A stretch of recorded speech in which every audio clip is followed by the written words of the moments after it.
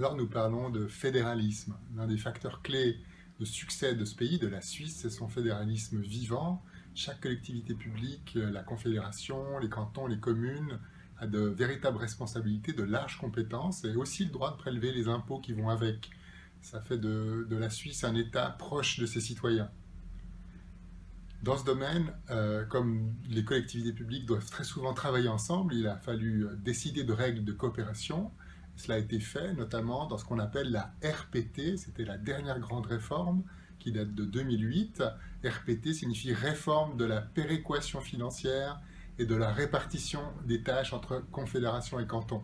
C'est une réforme qui était très positive, mais elle a déjà 10 ans.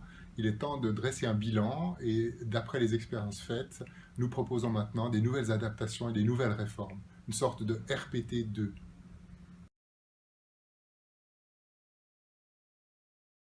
Alors il faut d'abord rappeler ce qu'est la péréquation financière. C'est un mécanisme en fait de solidarité entre les cantons qui a pour but d'éviter une trop grande disparité. En quelque sorte, on veut éviter que les cantons les plus pauvres financièrement soient laissés en retrait sur le bord du chemin. Et donc, pour atteindre cet objectif, on redistribue une belle somme, près de 5 milliards de francs, 4,8 milliards de francs pour 2017, entre la Confédération et les cantons. Donc, cela s'inscrit dans un système de concurrence fiscale. Chaque canton peut décider de sa politique d'impôt, mais avec un mécanisme de solidarité qui est la péréquation. Donc on corrige en fait cette concurrence fiscale par la péréquation financière. Cela dit, c'est fondamentalement un bon système de solidarité, mais il faut que le système reste équilibré. Et ça n'est plus vraiment le cas, puisqu'en 2017, seuls 7 cantons et la Confédération vont contribuer, en fait, vont payer au pot commun, alors que 19 cantons vont recevoir.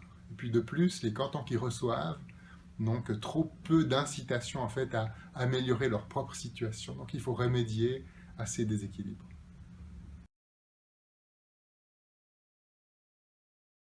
Alors la plus importante concerne le montant global que l'on affecte à la péréquation, le montant global redistribué. Il est trop important. En effet, on a fixé dans la loi sur la péréquation un objectif qui est dit de 85%, c'est-à-dire que le canton le plus faible en ressources financières ne devrait pas, lorsqu'on le mesure par habitant, toucher moins du 85% de la moyenne suisse des ressources d'un canton. Ça, c'est pour éviter qu'il soit trop à la traîne.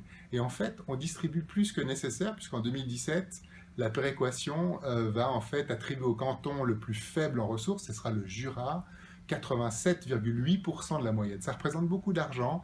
Ce sont près de 770 millions qui sont quelque part distribués en plus que nécessaire. Avenir Suisse propose donc que l'on fixe le montant de la péréquation uniquement à cet objectif légal et souhaitable de 85%. Cela pourrait se faire par étapes.